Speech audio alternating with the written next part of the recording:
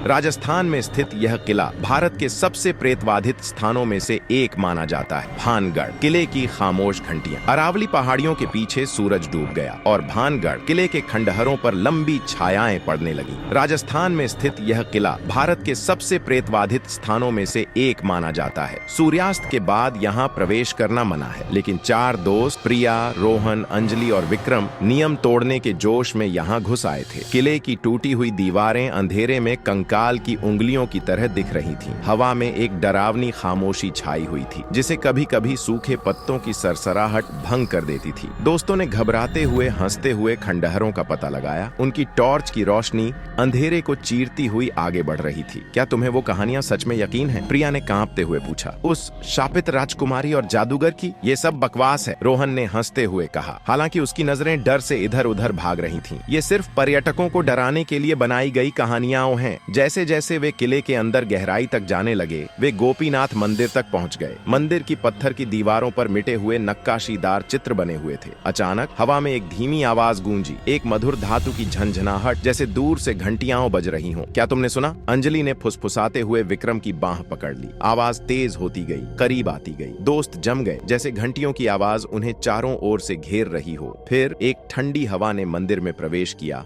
और उनकी टॉर्च बुझा दी। अंधेरे में एक हल्की सी रोशनी दिखाई दी। एक महिला की आकृति जो लंबे वस्त्र पहने हुए थी, उसका चेहरा घूंघट से ढका हुआ था। राजकुमारी। उसकी आवाज एक फुसफुसाहट थी, लेकिन वह उनके दिमाग में गूंज रही थी। तुम्हें यहाँ नहीं आना चाहिए था, प्रिया चिल्लाई। जैसे ही वह आकृति उनकी ओर बढ़ी, उसका घूंघट हट गया और एक खोखला कंकाल जैसा चेहरा दिखाई दिया। दोस्त इधर उधर भागने लगे, खंडहरों में अंधाधुंध दौड़ते हुए। घंटियों की आवाज इतनी तेज हो गई कि उनकी चीखें दब गईं। एक एक करके उनकी आवाजें खामोश हो गईं। जब सुबह हुई तो किला खाली पड़ा था। दोस्तों का एकमात्र निशान एक टॉर्च था, जो मंदिर के पास टूटी हुई पड़ी थी। स्थानीय लोग कहते हैं कि रात में आज भी घंटियां बजती हैं। भानगढ़ में अंधेरे के बाद प्रवेश करने वालों के लिए एक चेतावनी, और अगर तुम ध्यान से सुनो तो शायद तुम्हें उस शापित राजकुमारी की फुसफुसाहट सुनाई दे, जो हमेशा के लिए अपने खंडहर किले की रखवाली कर रही है।